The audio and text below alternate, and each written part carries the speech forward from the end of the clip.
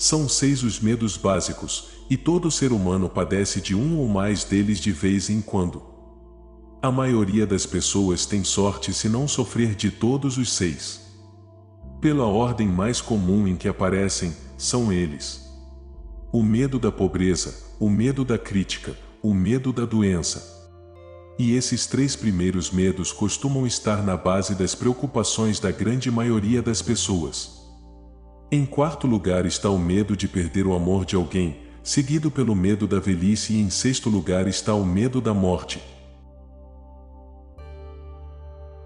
Grande parte do tesouro em forma de sabedoria que você terá acesso aqui pode ser encontrado no último capítulo do livro Pense e Enriqueça, de Napoleon Hill. Desde que comecei a ler, a meditar, a entender e aplicar as leis descritas no livro. E essas leis são universais, a maneira como percebo, como compreendo e me comporto diante da vida, mudou drasticamente. Hoje eu entendo que na vida ocupo papéis, como por exemplo, hoje eu ocupo o papel de pai, papel de marido, papel de filho, papel de irmão, amigo, papel de provedor e protetor do meu lar. Hoje eu tenho consciência de que tudo o que Deus poderia me dar, já foi dado. Tudo o que Deus poderia fazer por mim, Ele já fez. Tudo o que é impossível para mim, já foi feito por Ele. Eu tenho que me concentrar e focalizar em tudo aquilo que Deus deixou sob meu controle. Não adianta eu querer mudar o que não pode ser mudado, ou melhor, o que não posso controlar. Isso é com Deus. O impossível Ele faz. O problema é que muitas pessoas insistem em continuar vivendo num estado de ignorância, mesmo quando a sabedoria bate à porta. O apóstolo Paulo disse: Eu plantei, Apolo regou, mas é Deus quem dá o crescimento. Deus não vai dar o crescimento daquilo que você não plantar. Primeiro a gente age, depois Deus dá resposta. A ação precede a consequência. Nesse encontro eu quero te falar sobre como vencer os 6 fantasmas do medo. Eu quero que você faça uma avaliação de si mesmo e descubra quantos fantasmas estão atrapalhando o seu caminho.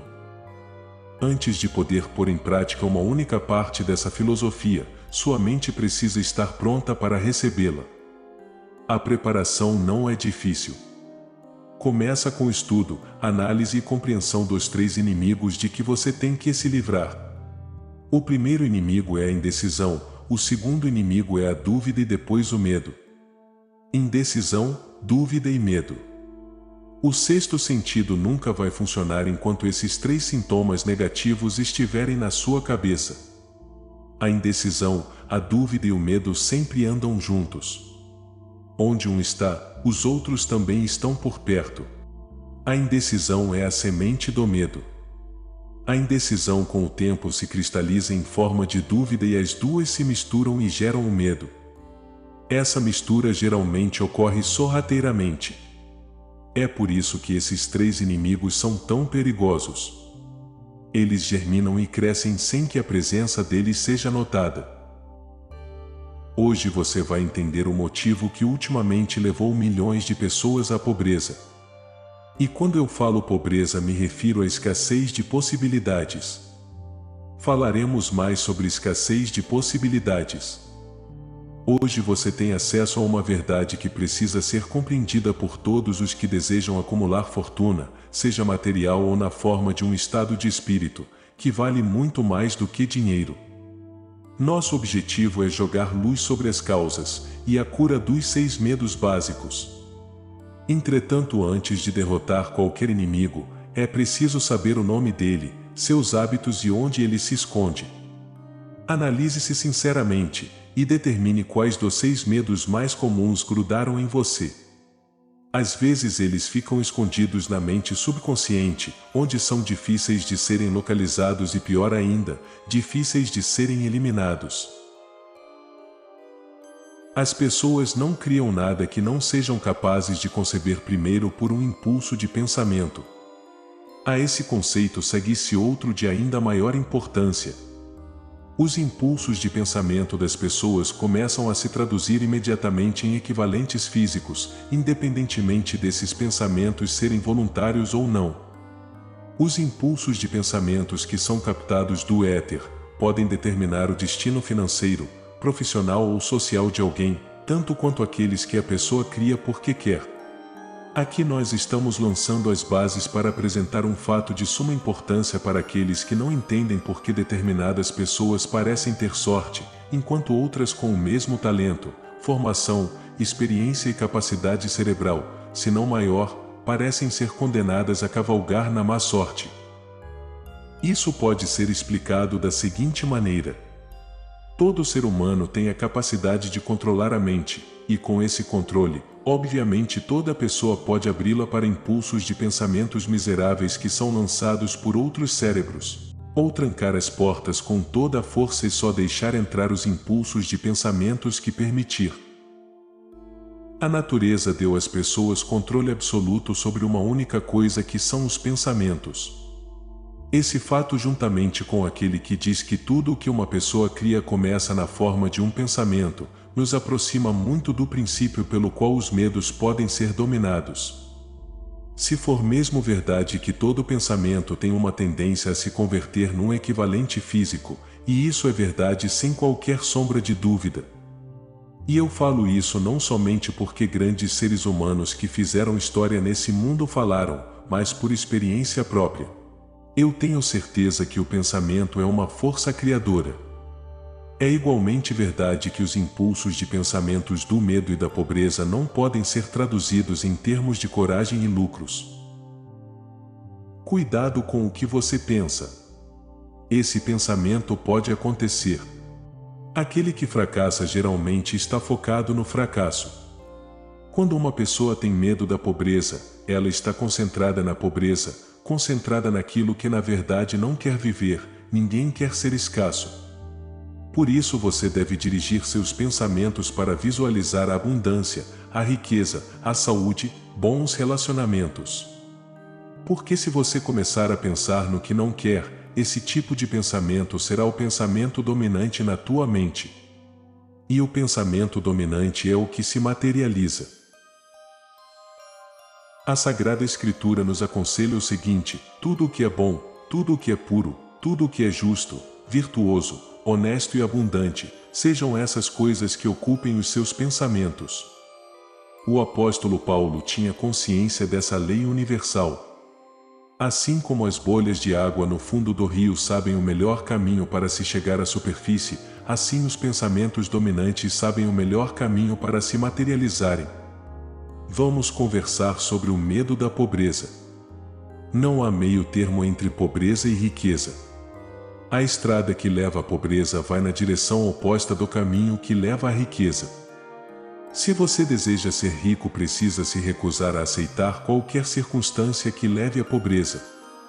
Eu quero deixar claro que a palavra riqueza está sendo usada aqui em sentido amplo, podendo significar riqueza financeira, riqueza espiritual, mental ou material, riqueza de possibilidades. E o ponto de partida da estrada para a riqueza é o desejo. E eu quero te dizer que, como autor, escritor da tua história, você pode se tornar um profeta e prever precisamente o que o futuro reserva para você. Se depois de acessar esse conteúdo você estiver disposto a aceitar a pobreza, pode ficar tranquilo que é isso que você vai ter. É uma situação da qual não dá para fugir. Se optar pela riqueza, defina de que tipo e que quantidade será suficiente para lhe satisfazer. Se não der a partida ou desistir antes de chegar, o único culpado será você. Essa responsabilidade é sua.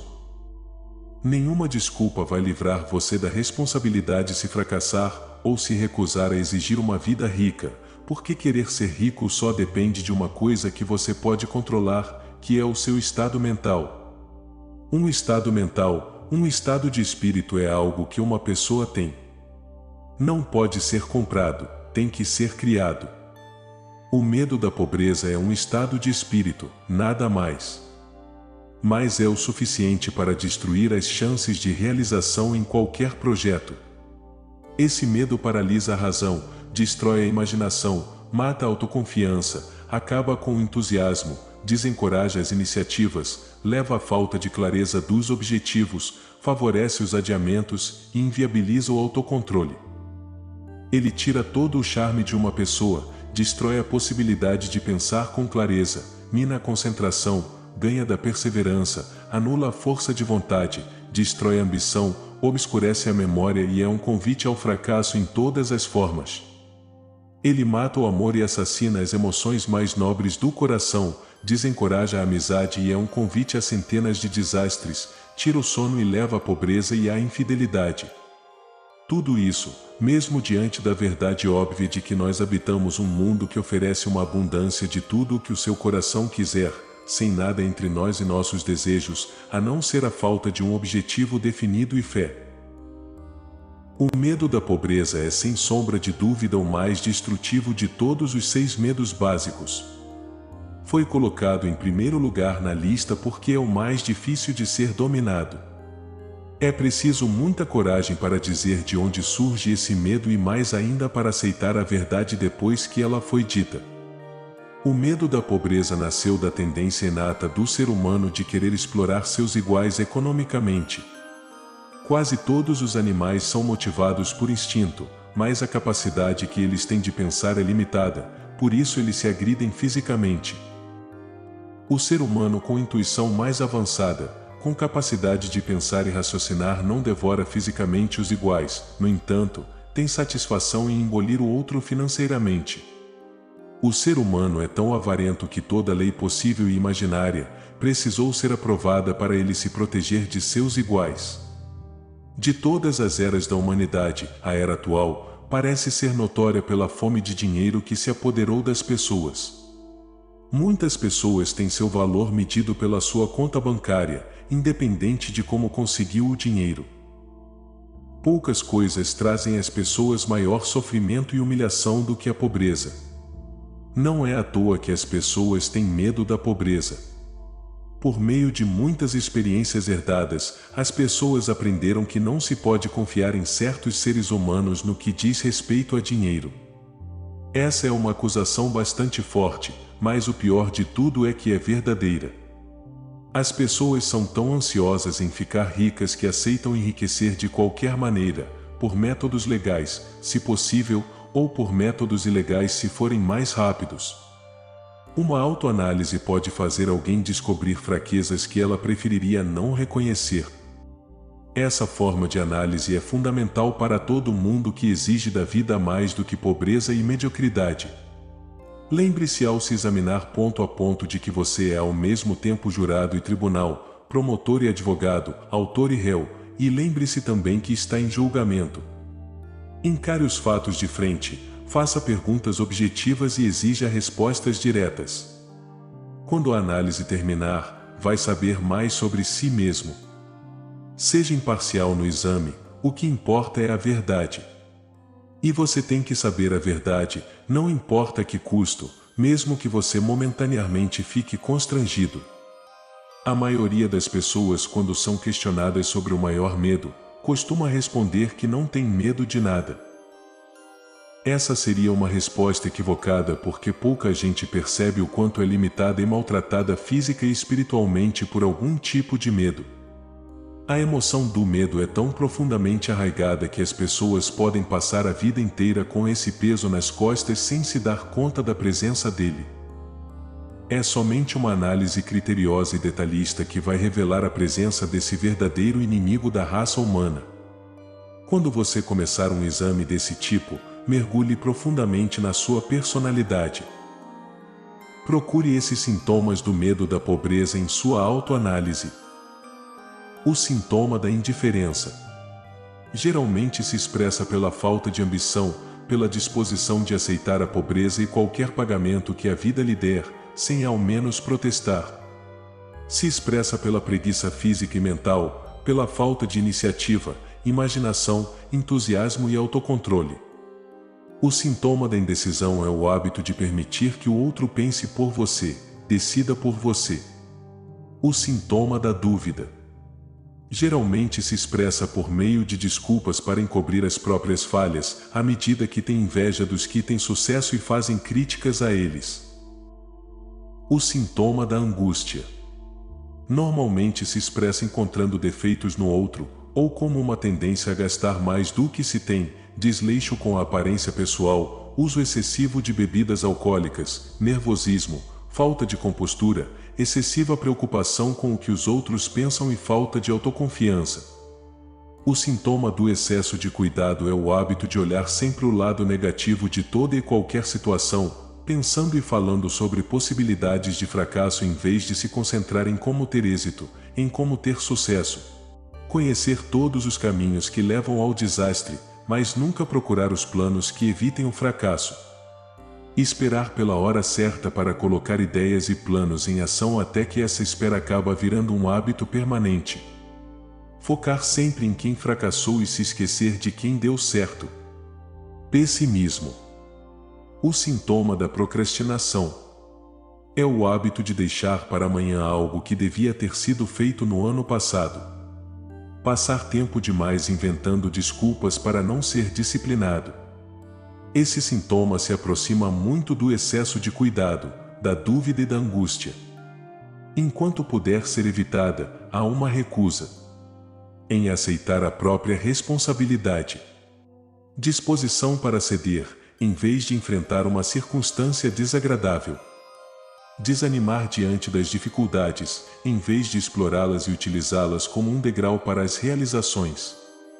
Aceitar que a vida lhe dê alguns centavos, em vez de exigir prosperidade, opulência, riqueza, felicidade e alegria. Fraqueza e geralmente total falta de autoconfiança, objetividade, autocontrole, iniciativa, entusiasmo, ambição e capacidade de raciocínio, avareza, acreditar que vai ficar pobre em vez de acessar a riqueza do nosso Pai Celestial. Aliar-se àqueles que sucumbiram à pobreza, em vez de procurar a companhia de quem exige riqueza e consegue. Dinheiro fala mais alto. Algumas pessoas vão me perguntar: por que você está falando sobre dinheiro? Por que medir a riqueza em dinheiro? Tem gente que acredita, e com razão, que há outras formas de riqueza mais desejáveis que o dinheiro. Há fortunas que não podem ser medidas monetariamente. Eu sei que o dinheiro não é a coisa mais importante. Mas ele influencia, ele impacta diretamente naquilo que é mais importante. Dinheiro é apenas uma casca vazia, pedaços de papel ou círculos de metal. Há tesouros no coração que nenhum dinheiro é capaz de comprar. Mas a maioria das pessoas, quando está na pior, não consegue pensar em mais nada para sustentar o espírito. Quando um homem está perdido na rua, incapaz de conseguir um emprego sequer, alguma coisa acontece com seu espírito que nós sempre podemos observar nos ombros arqueados, na maneira de se comportar, no andar e no olhar, sua aflição, sua preocupação e desespero. O medo da crítica. A pessoa acaba se enquadrando e copia as outras com medo de ser criticada. O medo da crítica rouba a iniciativa das pessoas, destrói a imaginação, limita a individualidade, tira a autoconfiança e a prejudica em centenas de outras maneiras. Os pais normalmente causam danos terríveis aos filhos os criticando severamente. A crítica é o tipo de coisa que todo mundo recebeu a mais. Todos nós temos um estoque de críticas que nos foi dado de graça, independentemente de termos pedido ou não. Os parentes mais próximos costumam ser os piores ofensores. É lamentável ver pai e mãe gerar um complexo de inferioridade na mente dos filhos por causa de críticas desnecessárias. Nós devemos despertar o melhor do outro não pela crítica, mas por sugestões construtivas. As críticas acabam semeando o medo e o ressentimento nos corações humanos. Nunca vão gerar amor ou afeição. Sintomas do medo da crítica. Esse é um medo quase tão generalizado quanto o medo da pobreza, e os efeitos são igualmente fatais para as realizações pessoais. Principalmente porque destrói a iniciativa e desencoraja a imaginação. Os maiores sintomas desse medo são: aversão social, geralmente se manifesta pelo nervosismo, pela timidez numa conversa, e na hora de conhecer estranhos, desvio frequente dos olhos, movimentos confusos das mãos e das pernas. falta de compostura, expressa pelo descontrole da voz, nervosismo diante dos outros, má postura corporal e memória fraca, falta de firmeza nas decisões, de charme pessoal e de capacidade de expressar opiniões definitivas. O hábito de fugir das questões, em vez de enfrentá-las de frente. Concordar com a opinião dos outros, sem examiná-la com cuidado. Complexo de inferioridade. O hábito de se autoengrandecer pelas palavras e ações como forma de encobrir um sentimento de inferioridade. Usar palavras difíceis para impressionar os outros, normalmente sem saber o que elas realmente significam. Imitar as roupas, as maneiras e o discurso dos outros. Gabar-se de realizações fictícias. Às vezes passar uma imagem superficial de superioridade. Extravagância, o hábito de estar no mesmo nível do vizinho, gastando mais do que se ganha. Falta de iniciativa, desperdício de oportunidades para progredir na vida, medo de expressar a própria opinião, falta de confiança nas próprias ideias, dando respostas evasivas a perguntas vindas de superiores. Hesitação na fala, tropeça tanto nas palavras como nas ações. Falta de ambição, preguiça física e mental, falta de assertividade, lentidão na hora de tomar decisões. São facilmente influenciadas pelos outros. O hábito de criticar os outros pelas costas enquanto os elogia de frente. O hábito de aceitar a derrota sem protesto, de desistir de um projeto ao sofrer a oposição. Desconfiar dos outros sem motivo, falta de espontaneidade no modo de falar e agir, e incapacidade de aceitar a culpa pelos próprios erros. O medo da doença. Esse medo pode ser ligado tanto à herança física como à social. Na origem, está muito ligado às causas do medo da velhice e da morte, porque leva as pessoas a ficarem muito perto de mundos terríveis, que elas não conhecem realmente, mas dos quais já ouviram histórias angustiantes. Também é opinião corrente que certas pessoas antiéticas, que se dedicam ao negócio de vender saúde, ajudaram bastante a manter vivo o medo da doença. Em geral, as pessoas têm medo de doenças por causa das terríveis imagens que foram plantadas na cabeça dela do que pode acontecer se a morte chegar. E também temem as despesas econômicas que a doença pode trazer. 75% de todos os pacientes que procuram médicos sofrem de hipocondria, ou seja, doenças imaginárias. Já foi mostrado com muita clareza que o medo da doença, mesmo quando não há o menor motivo para isso, geralmente produz os mesmos sintomas da doença que tanto se receia. A mente humana é poderosa para construir ou destruir. Como continuação desse vídeo e finalização do capítulo do livro Pense e Enriqueça, vou trazer para o canal um vídeo falando sobre as velhas angústias, o exercício do diabo, o sétimo mal, como se proteger das influências negativas. E também vou te dar um passo a passo de como fazer um teste de autoanálise que está descrito no livro Quem Pensa Enriquece. Se essas palavras entraram na tua mente, e você se colocar no papel de terra fértil, Deus dará o crescimento. Gratidão por assistir até aqui. Gratidão por ser inscrito do canal. Curte, comenta e compartilha.